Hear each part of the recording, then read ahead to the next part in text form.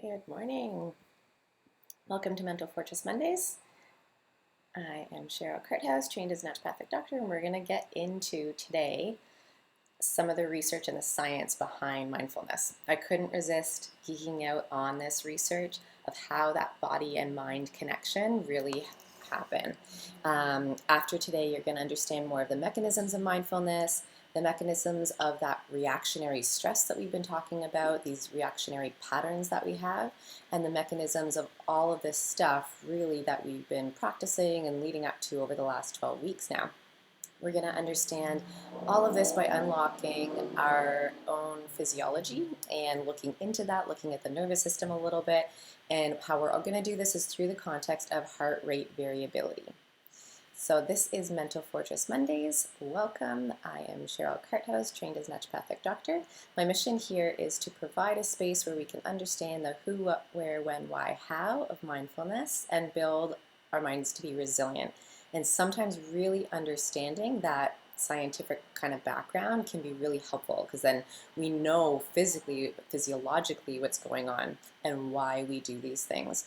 And in that way, we want to not necessarily just give all the responsibility of, oh, our brain goes offline, which we'll talk about, so therefore I can't control it. The trick is that you can, and this is why we're doing all of these things.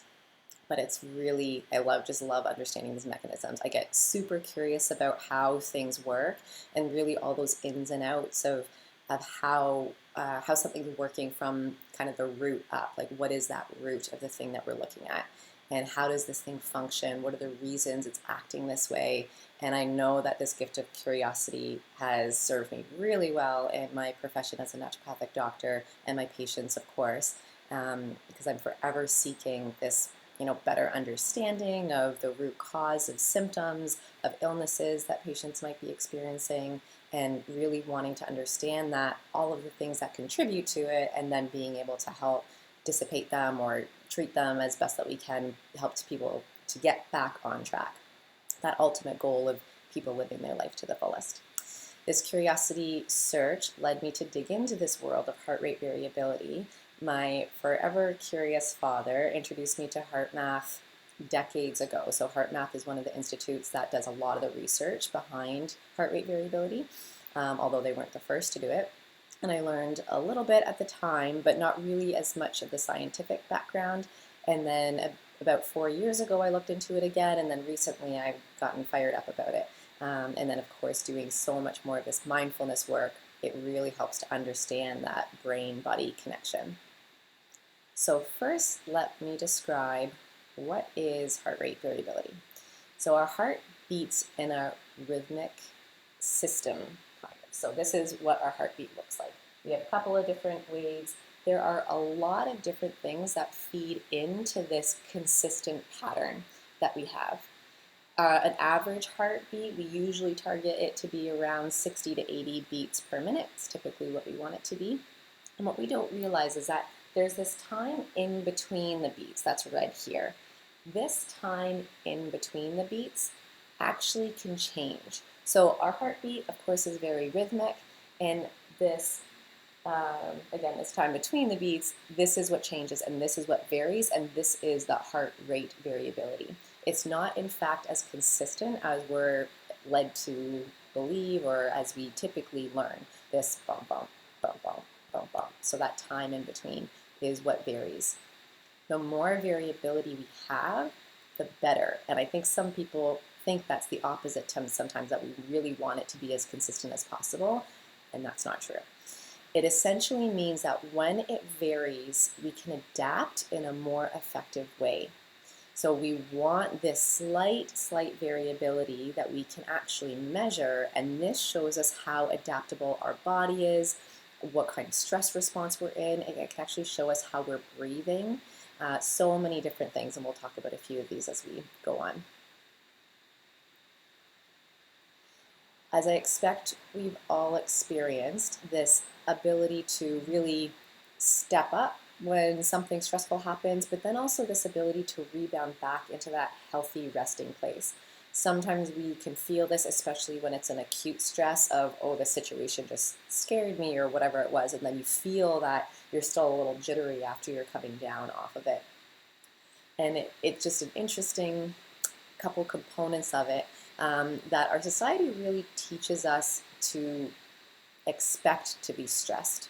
It's sort of this high-paced, stress-driven society. And more than once, I've heard people say that if they don't feel stressed, they're not doing enough. It's almost like society won't accept them. Unfortunately, this is true really for many of us, and we're sort of taught to be in this stress place, and we're taught that this is good. And then we're taught that if we're stressed, we're being as productive as we can, and this is, how we should be. And if we're not feeling that, then we're not doing enough. So it's almost like feeling stressed allows us to almost be accepted a little bit more, or accept ourselves a little bit more in relation to how we're working in society. And it ends up being a comfortable place.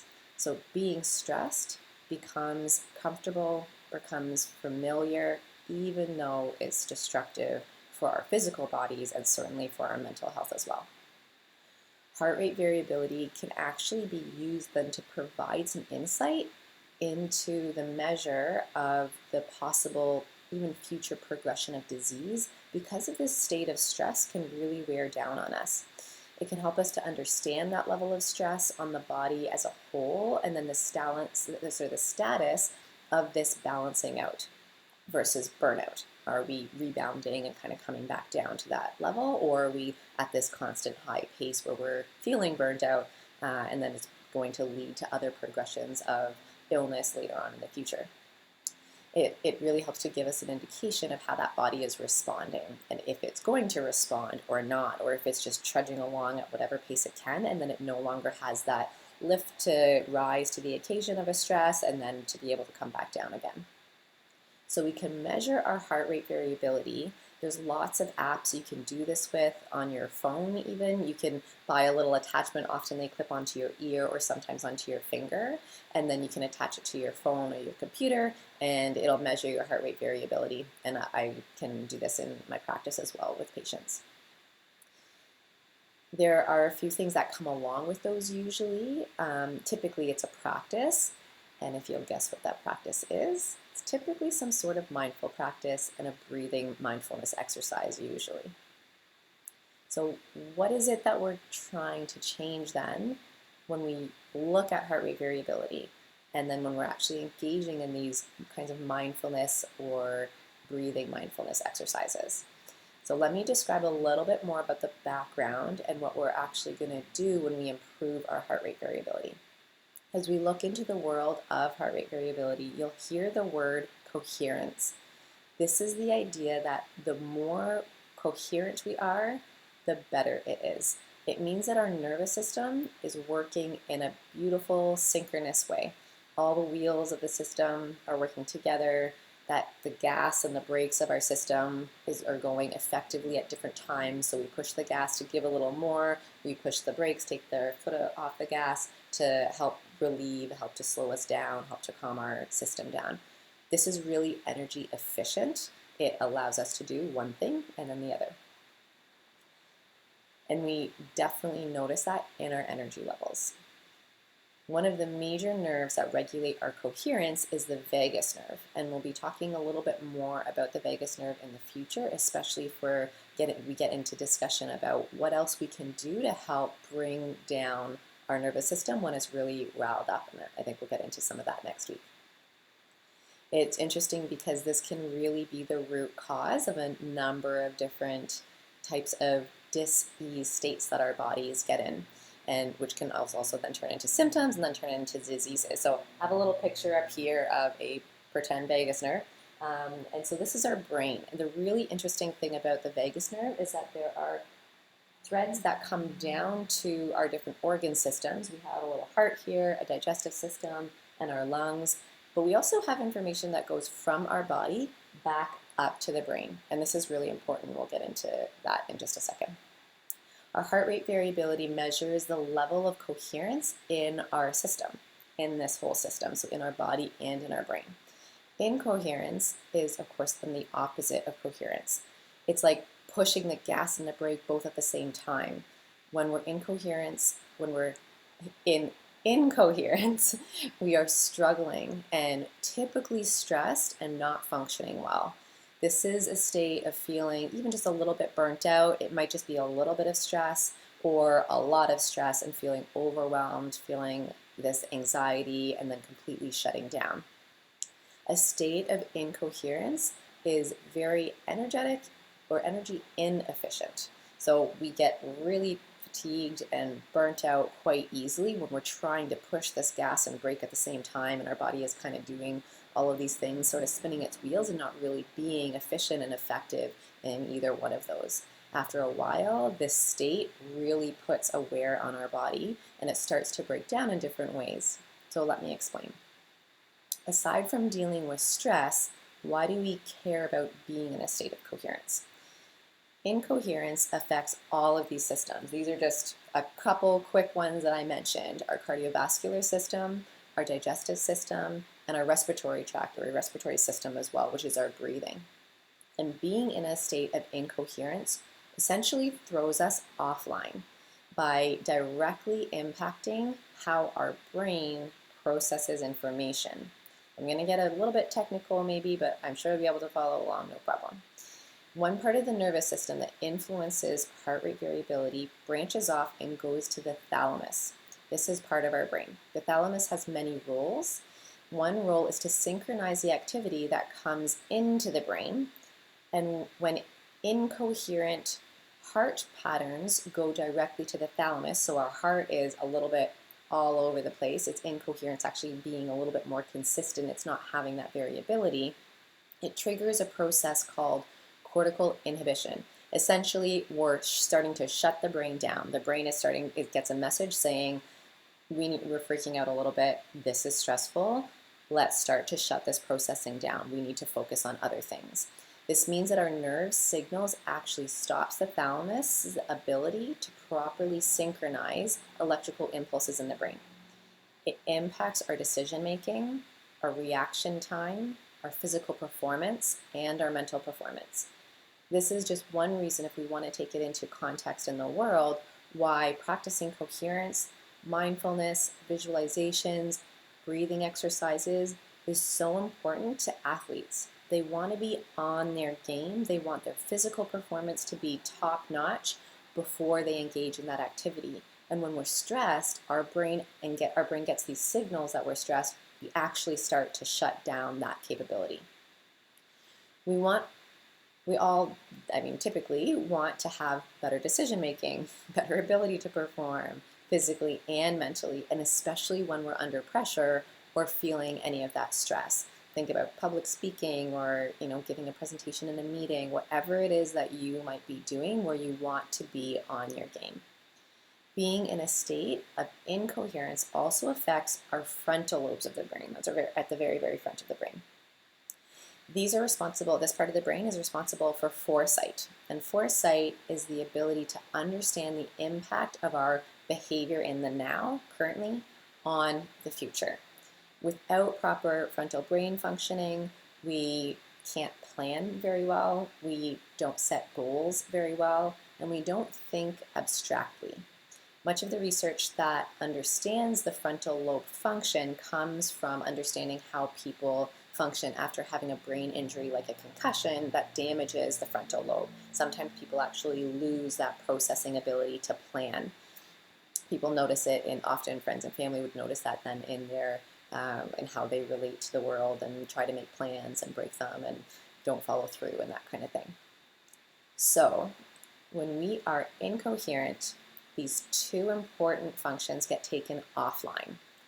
One, the ability to effectively synchronize information, which takes away our decision making, our physical and mental performance, and then two, our foresight, the ability to plan, set goals, and think outside the box. Our brain and body essentially become slightly or significantly, depending on how hard or how strong that stress is, more dysfunctional when we are incoherent during stress or during burnout. So have you ever experienced this before? That you are trying to do a task and you're just fumbling a little bit more, you're not really able to step up to that performance level that you have, especially once you practice something before. I've stood up in audiences, given lots of talks, workshops. I've done things since I was little, performed in choirs and all that kind of stuff. And I had a particular incident where I had to stand up and recite a verse. And this is the only time in my life that I have completely blanked out. My mind just went absolutely blank slate. People were feeding me the next word in the verse, hoping it would trigger something and be able to continue on in the verse. Nothing. I eventually just sat down and someone else took over for me. It was that stressful for me in that particular environment that I just couldn't get my brain back online, especially in that moment. Maybe a few deep breathing exercises would have helped in the time, but I didn't know them at that time.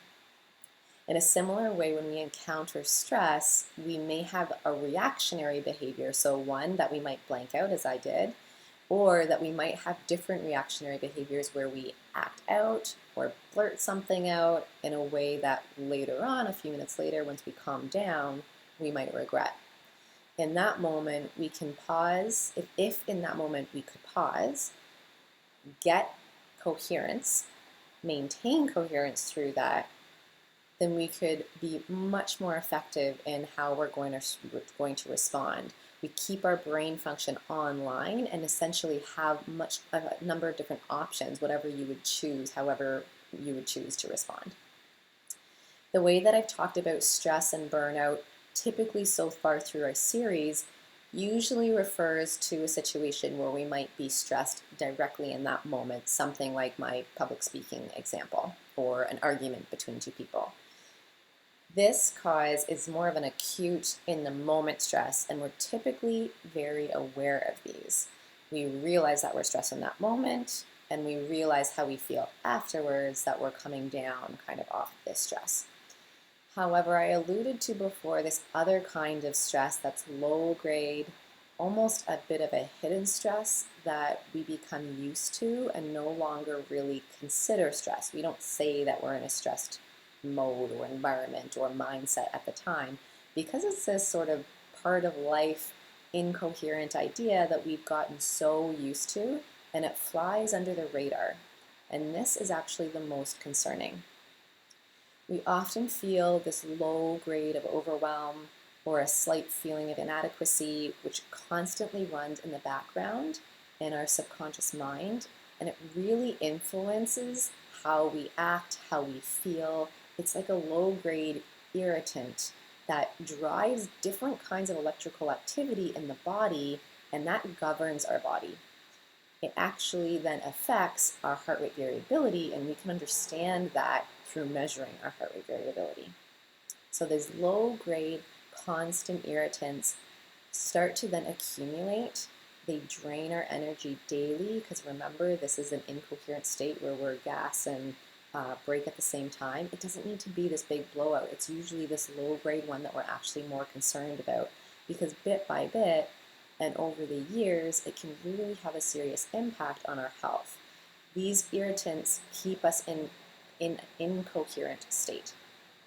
They keep us highly reactive in a situation by maybe having those verbal or behavioral outbursts, or really getting us in this mind blanking out state. All of which I think we would agree we would rather not have in our lives. Dr. Roland McCratty has co-authored a number of different books on heart rate variability, and he describes that to perform optimally, we need to be synchronized. So this is that state of coherence. We want to be in coherence. It is like we have more time in that situation. It's like when we can learn to pause and facilitate this coherent signal from our body to our brain, that facilitates the brain function to get back online, and those two important ones that we mentioned. And this is all called cortical facilitation, the opposite of taking it offline. We get those things online. That pause between the incident and our reaction provides us more choice and allows us to really be who we want to be in life, and ultimately improves our quality of life. I got really excited when I heard Dr. McCratty talk about this in the interview that I listened to, because he really described it almost like this slowing down, and I described this way back at the beginning of our Mental Fortress Monday of feeling like I'm in the matrix. This is how I describe my mindfulness experience, is that it feels like it slows down the world. When Neo realizes that he's in the matrix and he finally gets it, all of these bullets are being shot at him by those Mr. Jones guys, and it's kind of like he just now can look at the bullet and it whizzes by him and he's like, okay, I can respond to that. And then there's another one, and he's no longer frantically trying to hide from bullets being shot at him. He just kind of looks at them and responds, and looks at them and responds. And this is how I feel like my life has been changed in terms of stress. And that impacts, of course, everything that I do, my confidence level, and how I interact with people as well. And I am so confident that this can be the same for anyone who applies these practices. This leads us then full circle back into our mindfulness and meditation, and today our breathing exercises, some of the tapping as well that we've done, all of these different activities that we've done over the Mental Fortress Mondays. So if you go back, listen to them, really practice them, because they really can make a difference. And my mission is that this lesson today has really helped you to understand all of those factors that it physically can impact for you. So today we're going to do a mindfulness activity that focuses on breathing. As I mentioned the vagus nerve earlier today, the vagus nerve is responsible for about 20 to 25% of our heart rate variability at any given time.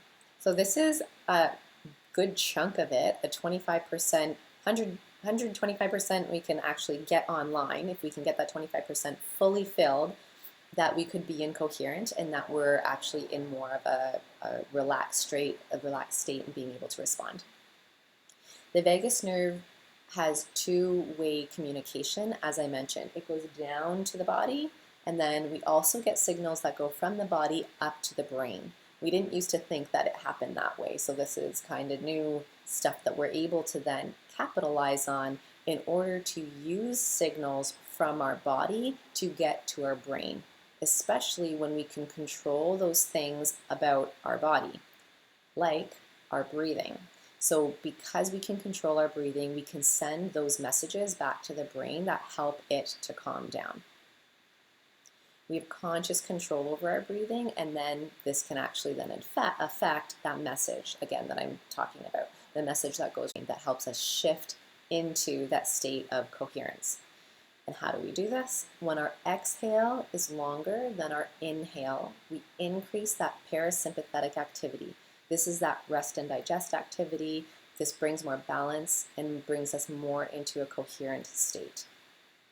As a really interesting side note, a friend shared this information with me. Many religions have regular daily prayers or chants that are often done one or more times a day. The amount of time that it takes typically to recite one of these prayers or chants, it actually forces us to then exhale while we're speaking or reciting or chanting. We exhale for a certain amount of time. We might take a breath in between, but then we're exhaling for longer. So that amount of time, say for example the Hail Marys in Catholicism, is approximately the amount of time that we need to bring the body into a bit of a state of coherence. And it helps to essentially force us to be breathing out longer than we're breathing in. I thought that was a really interesting keynote, and maybe why one of the reasons they can be very calming if we're looking at that physiological effect of the body. There's some exercises that look at diaphragmatic breathing, and then a couple of other ones that are pulled from Buteyko breathing. I have some other videos on those, and I'll post them here for you. We're not going to get into that. We really should be doing diaphragmatic breathing while we're doing this exercise. We only have a few minutes left, so I'm going to get right into it. Our activity today is we're going to breathe in for 4 seconds, hold the breath for 7 seconds, and then exhale for 8 seconds. So let's do this together. So inhale, and I'll count on my fingers. Inhale. We want to inhale through our nose, hold. 6, 7, and then exhale for 8.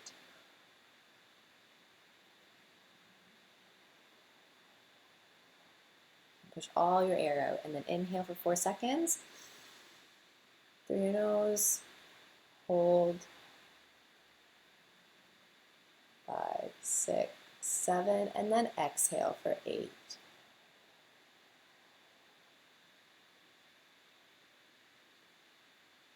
Inhale. Hold.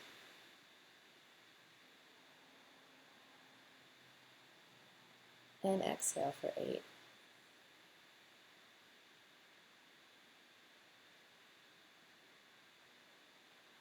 And inhale for 4 through your nose. Hold for 7.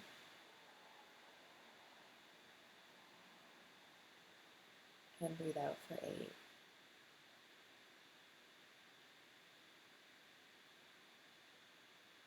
Push all that air out. Inhale for 4. Hold.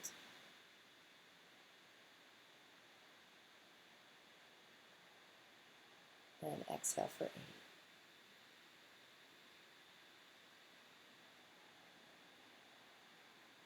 And inhale for 4.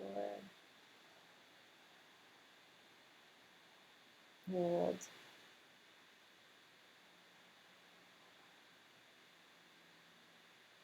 And exhale for 8.